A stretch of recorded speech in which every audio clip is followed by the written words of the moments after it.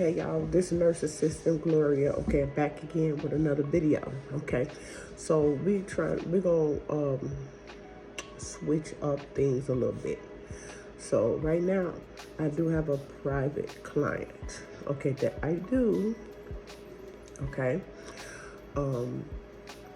so yeah, as a CNA, you can, have private clients and charge them a rate and then live up to that rate. Okay, live up to it. Okay, so I'm gonna make a couple of videos on that. So like, subscribe, and share if y'all want to hit my tips. Okay, on how to ace your live-in game. Okay, you can do live-ins. You can do live-ins on weekends, 2 or 3 days a week.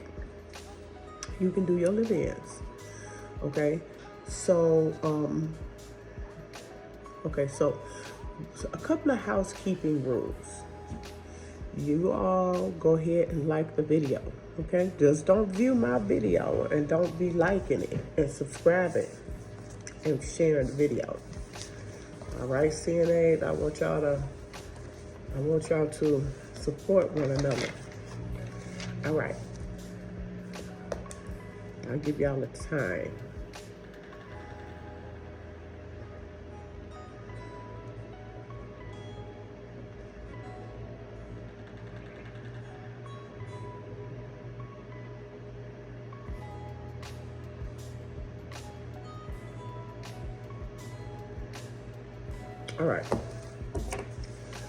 All right, it's back again, Nurse Assistant Gloria. All right, let's deal with some housekeeping rules. Things you didn't learn from CNA school. Okay. All right, so when you do the live-ins with people, okay,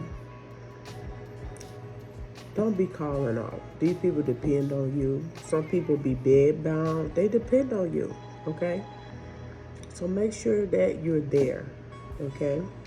Make sure you stay there your entire shift, all right? They depend on you, okay? If you don't come, sometimes they might not get the care they deserve or get out that bed or whatever, I used to have a live-in client that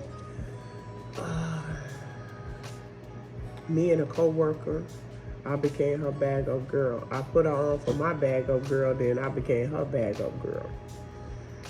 Her client had to get up at 5 o'clock in the morning, okay? Every day. She had 7 days a week, no days off. She had kids at home. So, sometimes I could come in and he was really bed bound. And if you didn't come in, that means they had to stay in their bed. They're not going to eat nothing, okay? Because they waiting on you.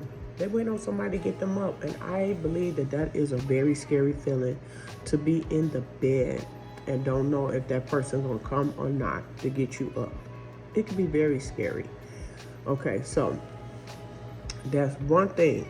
Okay, please come. They have codes to get in their house, their alarm system. You don't share that with anybody, okay? They are trusting you. You do not come when you don't have to, okay?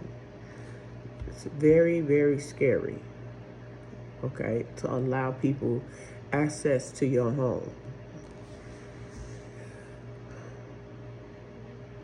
Drugs. In my opinion, let me tell y'all, when they first legalized drugs in the States, I was looking on TV, I saw a long line of people. Black, white, it was ridiculous. I was like, so all the time these people had a habit and they still functioning out here, okay? Let me tell y'all something. Don't come to work high. Mm-mm. It's very unprofessional. Even if you smoked yesterday, understand that spirit of pharmakia or marijuana is still in the system. Okay? I don't care if you think that I ain't high. You still open that door and that animal is still there. Okay? That animal is still there. You have an attitude. Y'all don't be understanding why. It's because you smoke. It comes with an attitude problem. On top of the attitude problem that you already got. Okay? Excuse me. So on top of the attitude problem that you already got, now you smoking. The marijuana thing, people say, oh, it's legal. You could do it. Da da da da da. That's why everybody walking around here with a chip on their shoulder. Y'all high. Okay? Y'all is addicted to the marijuana. It affects your attitude, especially in the workplace. Okay? This generation of people have very bad attitudes, and now I kind of know why. Okay? So, people know how to get around their drug test. So, it's still not fair to the client that you come in high or you smoke. Okay? You're really not supposed to be smoking. But when I saw the lines around the corner, that let me know that, yeah, okay, that people smoking. Okay? Don't smoke on the day you gotta come to work. And understand your attitude is probably why it's probably because you do smoke on top of the rest of the stuff you have to do.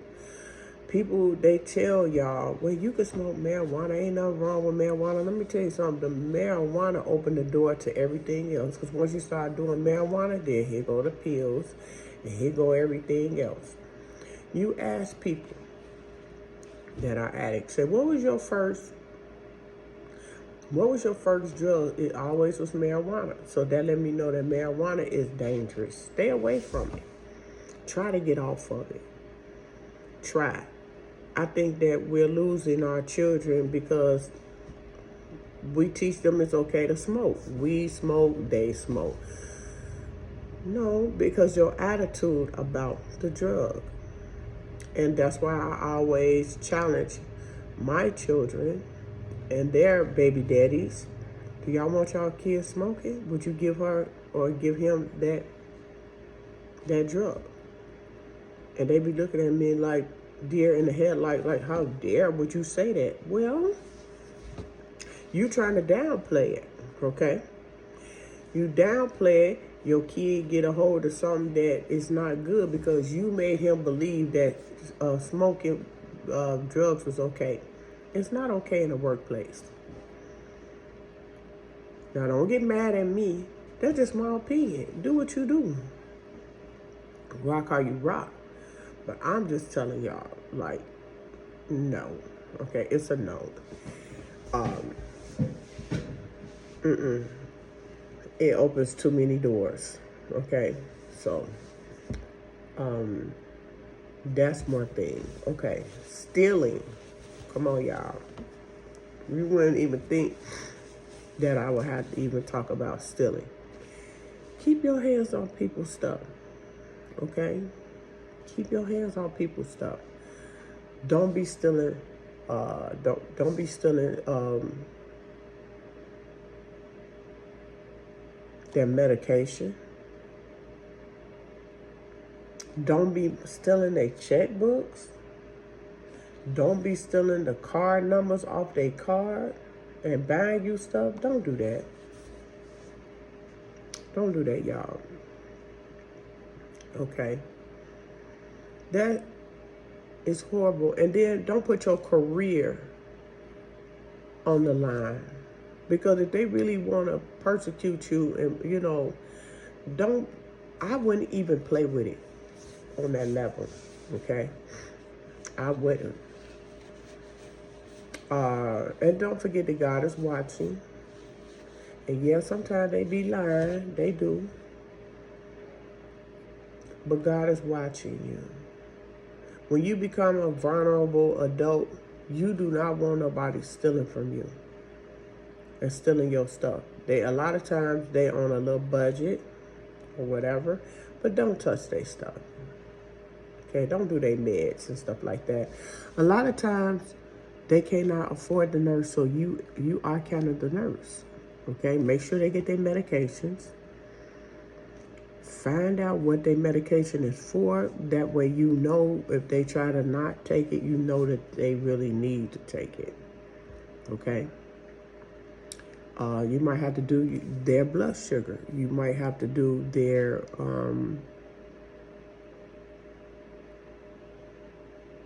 vitals. Okay? Write it down. Write their blood sugar down. You might have to deal with colostomy bags, catheters, okay? How much is they drinking versus how much is they putting out. This is where the home health care aide and the CNA is boss, okay? They might have a nurse that come in and out. Trust me, that's gonna be limited because they cannot afford it. That's why you there. Everything that they tell you that you're not qualified for, you're not qualified to do, when you in home health care, you qualified. Okay? Learn all you can. Don't be the type of CNA that or home health care aide that, oh, my home health care said I can't do this, that I'm not allowed to do that, I can't do this. Then you ain't gonna make the money that you should make, because when you get out here in these CNA streets, right? You gonna have to know, well, why would they hire you? Okay, why would they hire you? You know, when my daughter got a hold to a client, she didn't know how to do she didn't know how to do the Hoyer, because who's teaching you? So I came and I taught her how to do the Hoyer.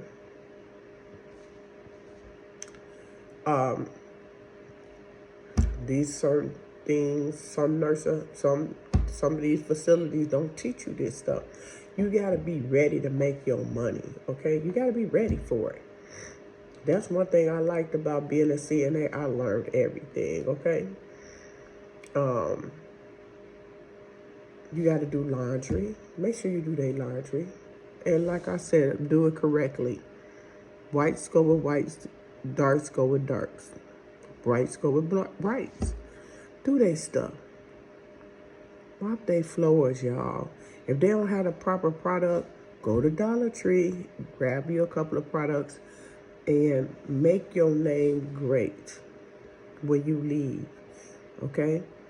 Realize who you really working for, though. Always want to please the head aide in charge. Don't come in there thinking you gonna show her up, because they gonna be on her side, because she been there with them for years, or he. She been there for years. She gonna get you out the game, okay? If you act like you being too fancy and you know too much, or you don't know too much, they gonna get you. She gonna be the one to get you out the game, because she gonna go and complain to them, and they're gonna listen to her, okay? So when you come in the door, you're here to serve her. Now that's a little tip I'm trying to tell y'all. Y'all think y'all there to kiss the family butt. Y'all there to kiss the client butt. I'm finna tell y'all some straight up game. Like and subscribe and share. When you make that caregiver happy, which a lot of times they don't want to be happy, okay? They've been doing the job so long, they don't know what else to do with their life. They already mad. And they try to hate on the new generation that's coming through instead of helping the new generation become great at what they do. They don't do that. They sit back, they let you fail, and they go tell on you. I have one caregiver. Let me tell y'all, I have one caregiver.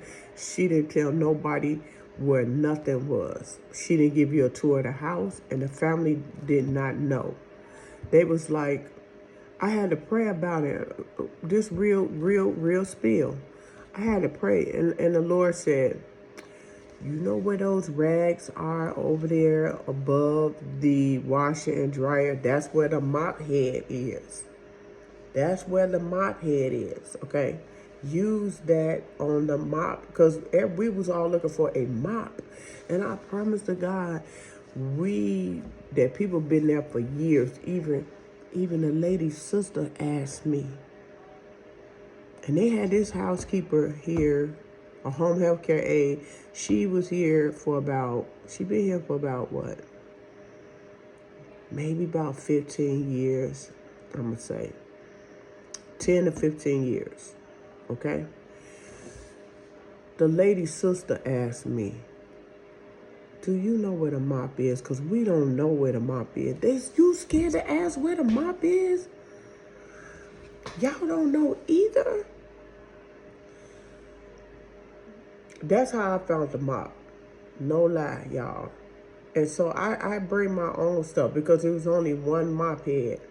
You can't do nothing with that. You know the kind that you put on the one that you throw in the washer. It's only one of those. I got too many floors around here to be messing with that. So I gotta wash that, wait on it to dry to do the next floor. No, I don't do that. So I get my own mop head. They only $1 at Dollar Tree, okay? Put them on. You wipe the bathroom by itself. You wipe the bedroom by itself. You wipe the living room by itself. You wipe the kitchen by itself. Throw that stuff in the garbage. Dispose it. You ain't got to worry about no mop, nothing. Okay? Make sure you got some pine sol with that, boy. You all good. Unless they got like the wood floor or something, then it's something else. Okay? But for the most part, okay? So I know how to get around things. When people try to play me and act like they don't want me to know something, and then it's a setup for them to tell on you. Okay? It's a setup. They're going to tell on you. They're going to say, you didn't do this, you didn't do that. You didn't teach me. And she was like, she wasn't saying this to me though, but she was like, I don't teach people. I am not no trainer. But how do you expect for when you come back, that stuff be on a level when you ain't even teach people how to, where certain things is, how to get on a level? Like for the stove and the refrigerator, it's stainless steel sprays for that. I'm gonna do another video. I'm gonna show y'all what I'm talking about, okay? Make sure that microwave done. Bring your own covers, bring your own pillow, bring your own towels, things like that. Make sure they stuff is nice and clean before you go, and make sure your stuff, you bring your stuff. Bring your food on a live-in position. Bring your own food. Don't eat up their food. These are things that people have against you that they will tell on you. Okay? Be prepared. Be prepared, okay? Out here in these streets, these healthcare streets, okay? Because people will tell on you. People worried about feeding their family. They will backdoor you so you can't feed yours. You know what I mean? It's a doggy-dog situation, and it should not be, okay? But before the caregiver come in, after she had her days off, I try to have the house mopped. I try to have it smelling like pine sol up in here, So, and I know she probably like, how she be mopping these floors and stuff. You know, girl, I'm not waiting on you to tell me how to get my money. Okay? You can't wait on people because people be not so nice to you, not so friendly to you. You know, I had that situation in the nursing home when I was telling y'all. Some people are not friendly toward other people. And they were going caregiver after caregiver after caregiver after caregiver. Like, come on, y'all. Okay? Stop treating caregivers and home health care aides and CNA like they're disposable. Oh, we could just throw them in the garbage. Okay, we could get another one. We could get another one. You not getting quality, you getting quantity. Okay? You're not getting quality from people not teaching people how to be quality out here. Okay? So, I think that's it. And I'll be back with another one. I'll be back with another one. Okay, bye.